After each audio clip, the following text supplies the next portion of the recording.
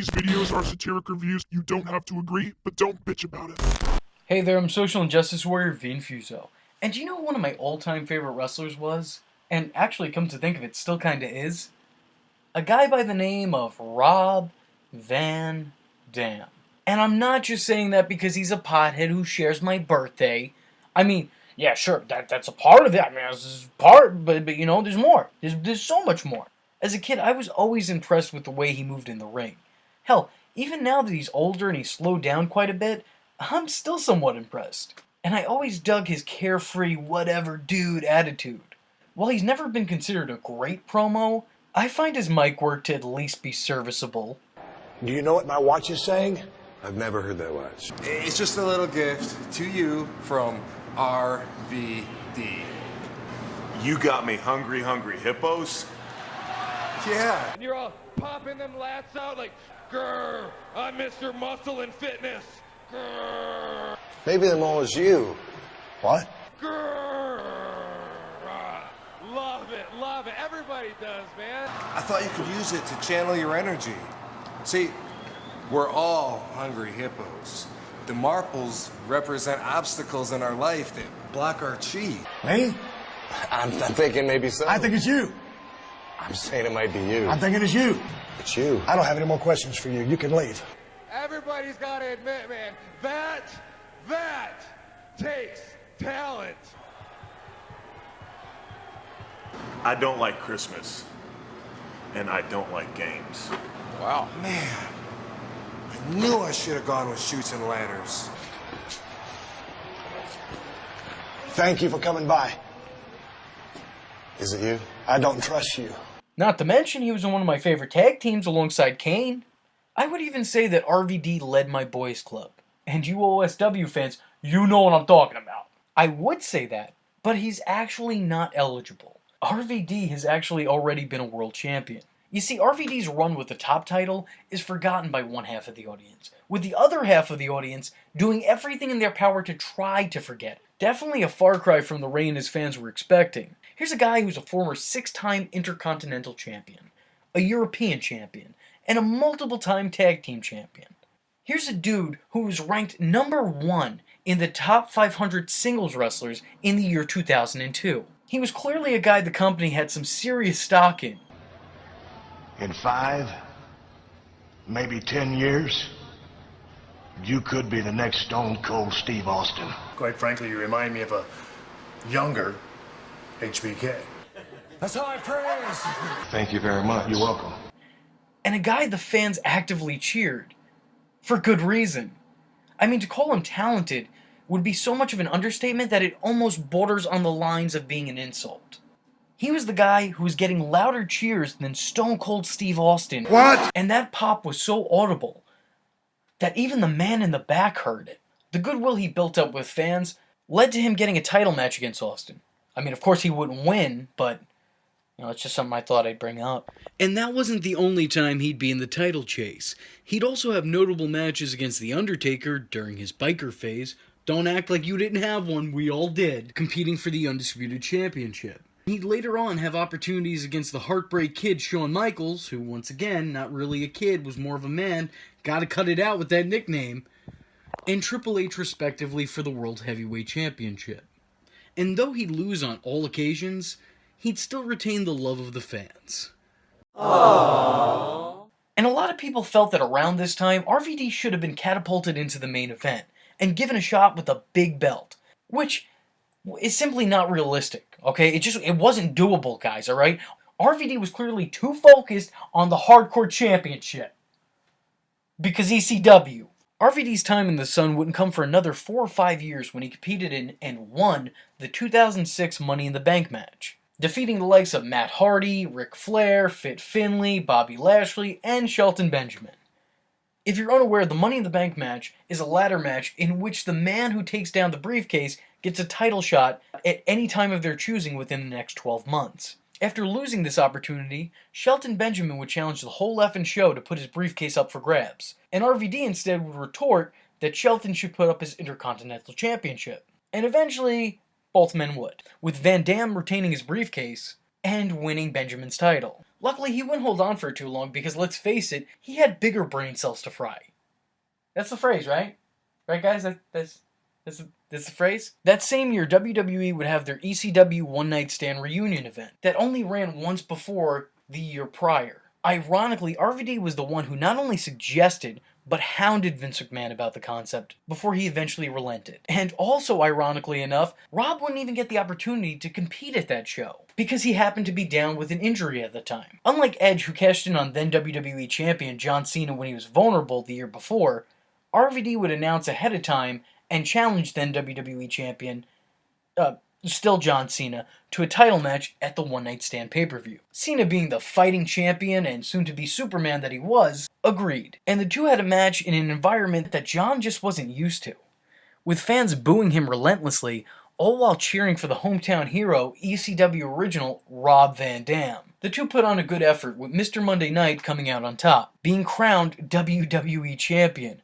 A moment that, honestly, I'm looking back on, and I know it's factual, but it still doesn't feel entirely real. This was never expected. Though this didn't go down without a little controversy, as Edge would make an appearance after the refs were knocked out, leaving only Paul Heyman to make the 3 count.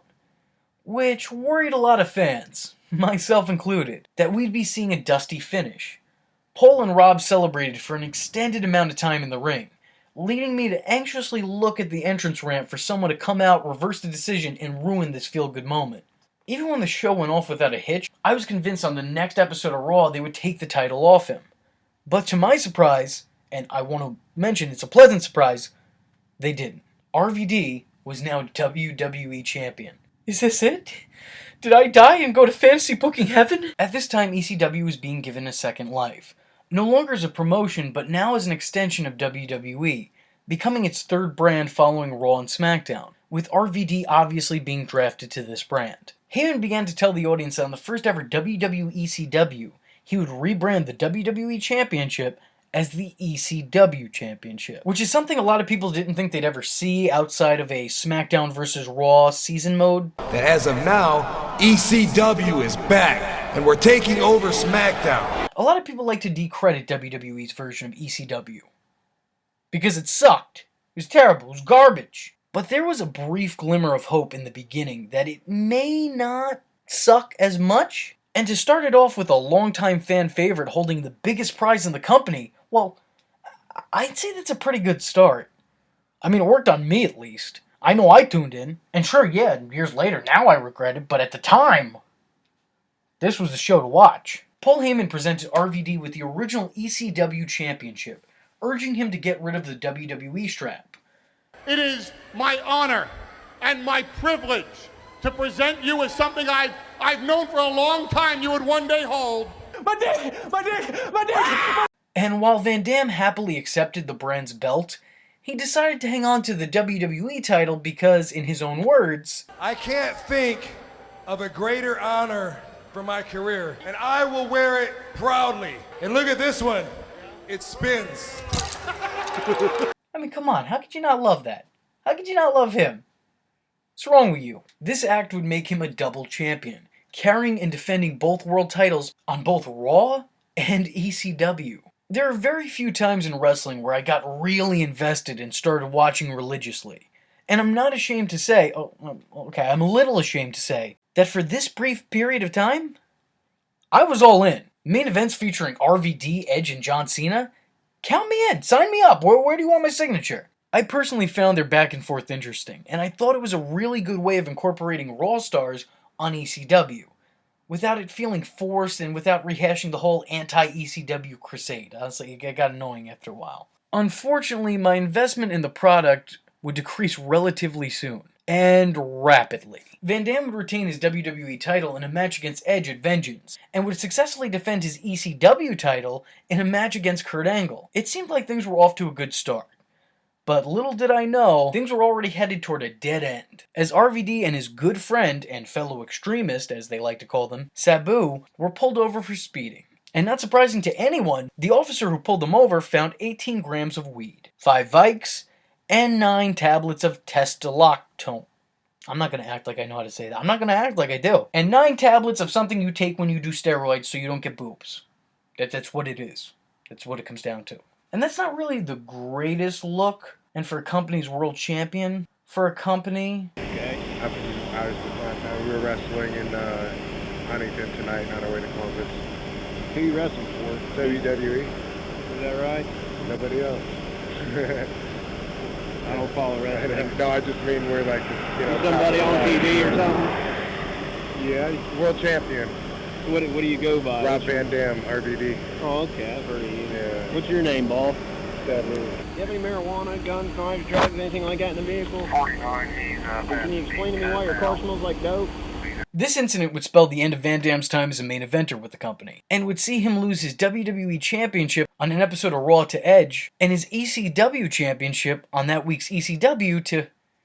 Oh, God.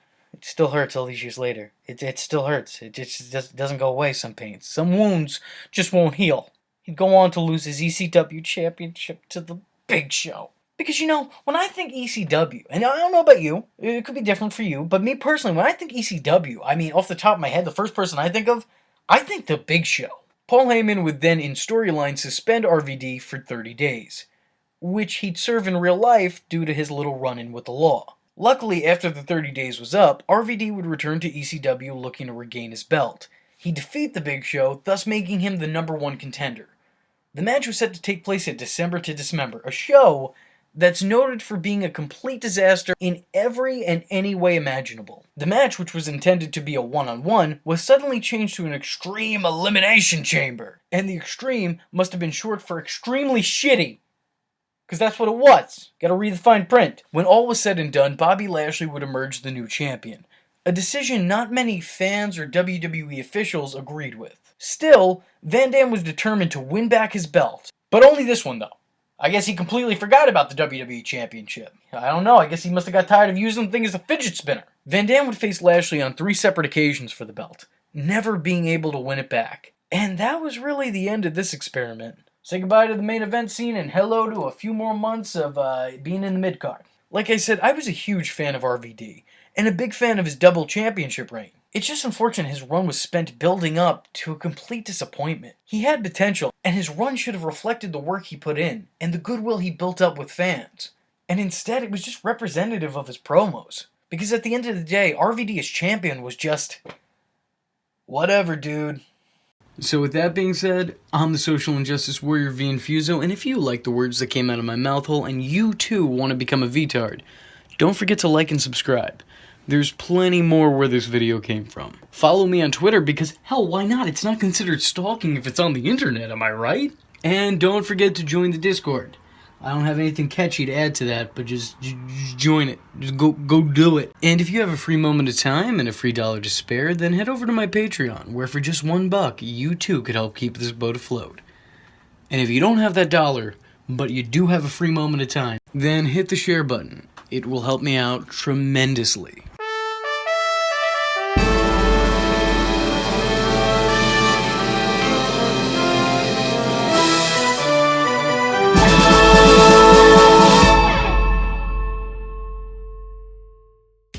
VTart. Oh.